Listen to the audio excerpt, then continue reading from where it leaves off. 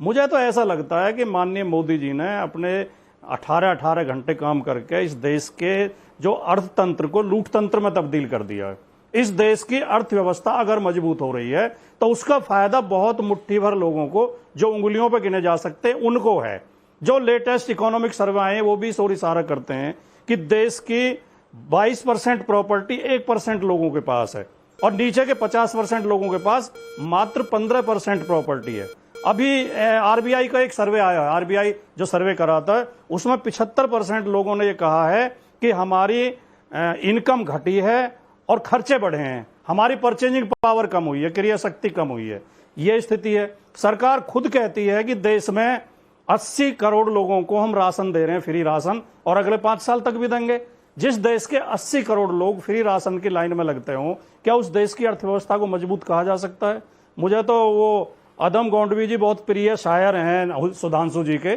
सुधांशु जी अक्सर उन्हें कोट करते रहते हैं। उनके कुछ पंक्तियां याद आती हैं जो उन्होंने 20-25 साल पहले लिखी थी, लेकिन आज पूरी तरह सार्थक वो हो रही हैं कि 100 में 70 आदमी फिलहाल जब नासाद है तो दिल पे हर रख के हाथ कहिए देश क्या आजाद है।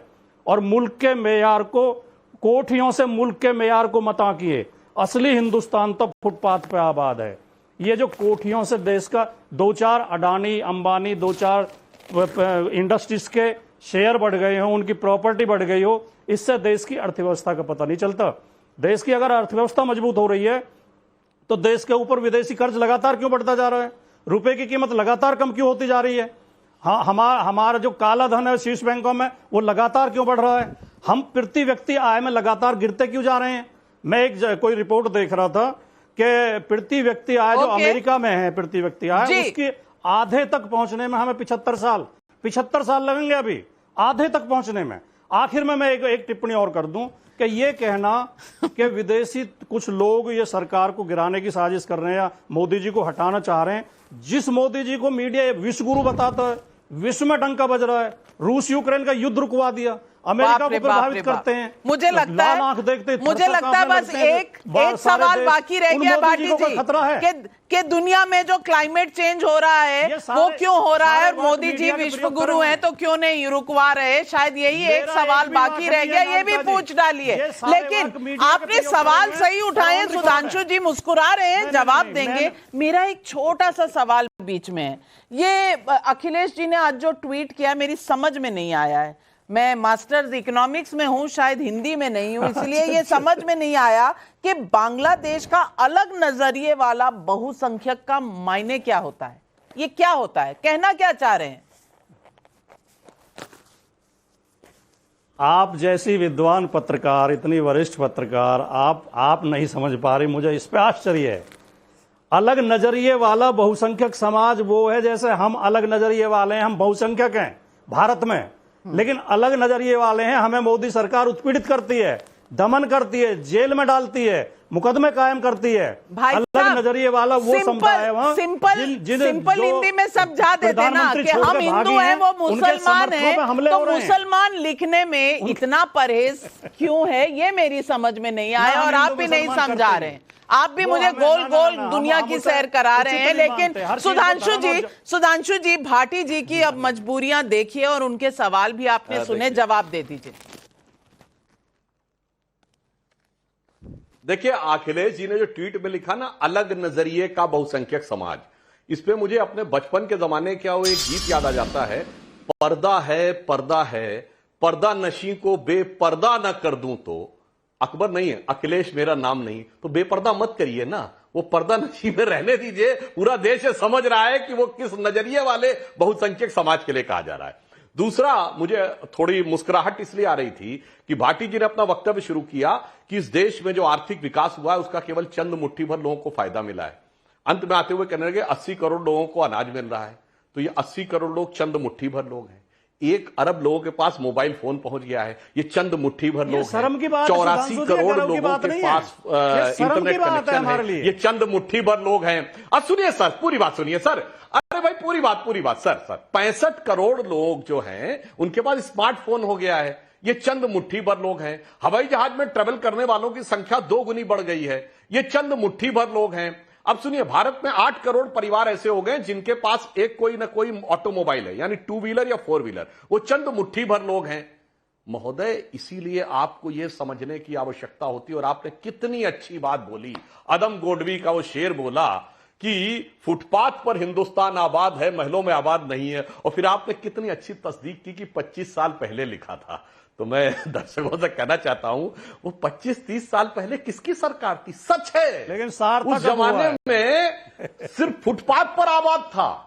क्योंकि अगर सर पूरी बात मैं दर्शकों से कहता हूं, जाके चेक करिए 1998 में 97 में हमारी सरकार आने से पहले जो हाउसिंग लोन पे रेट ऑफ इंटरेस्ट 14% था। इसलिए मकान आबाद करना हर आदमी के बस की बात नहीं थी। और अदम गोडवी का आपने कहा कि हम, अच्छा एक बार शेर वो भी दोबारा कह देता हूं आपकी खिदमत में, जो उन्होंने खुद समाजवादी थे और समाजवादियों के लिए लिखा था कि काजू भुना है प्लेट में और विस्की गिलास में, उतरा है राम राज्यों विधायक निवास में। और आगे की लाइन उनकी है, मेरी नहीं। पक्के समाजवादी है तस्कर हो या डकैत, पक्के समाजवादी है तस्कर हो या डकैत, कितना असर है खादी के उजले लिबास में। तो इसलिए मैं आपको उनकी डिफेंस करने की जरूरत ही नहीं थी। राजकुमार भाटी जी, आप तो सवाल पूछने वालों में थे जब विदेश से जो कनेक्शन कांग्रेस के निकलते थे। और आज भी मैं कहना चाहता हूं, आज भी मैं यह बात कहना चाहता हूं कि विदेश की हर चीज से कनेक्शन कांग्रेस पार्टी का ही क्यों निकलता है। हम विपक्ष में रहते हैं तो स्वदेशी मूवमेंट चलाते हैं, और सत्ता में आते हैं मोदी जी के नेतृत्व में तो मेक इन इंडिया चलाते हैं। तो हम पूर्ण स्वदेशी हैं, विचार में भी, अवधारणा में भी और नीतियों में भी। और ये इंस्पिरेशन भी अंग्रेजों के जमाने में बने हैं, इंस्पिरेशन भी विदेशी है और कनेक्शन भी विदेशी है।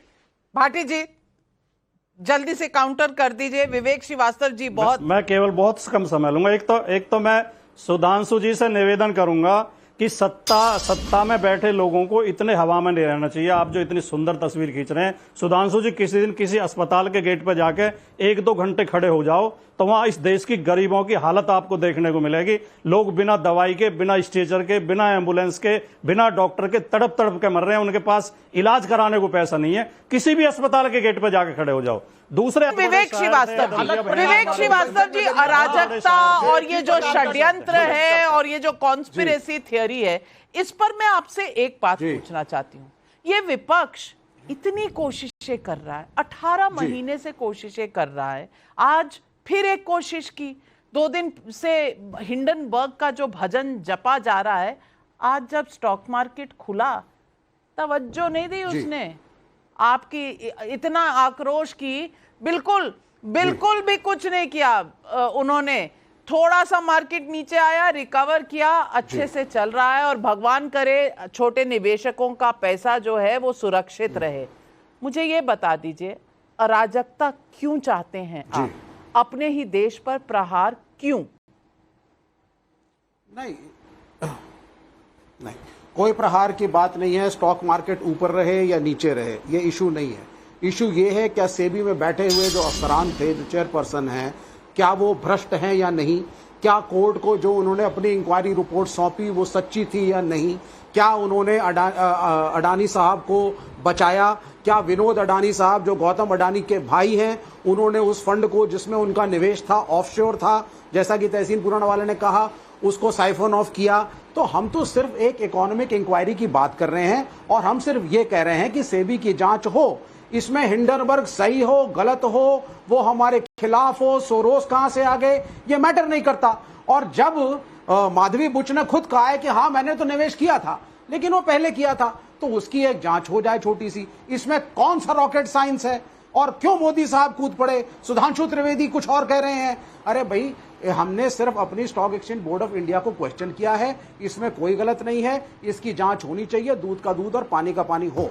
दूसरी बात, आपने कहा साहब हम अराजकता फैला रहे हैं। कोई अराजकता नहीं फैला रहे, इसमें अराजकता कहां से आ गई? हमारा यह कहना है कि सुधांशु त्रिवेदी जी, इकोनॉमिक डिस्पैरिटी इस देश के अंदर बहुत ज्यादा है। आप जिस तरह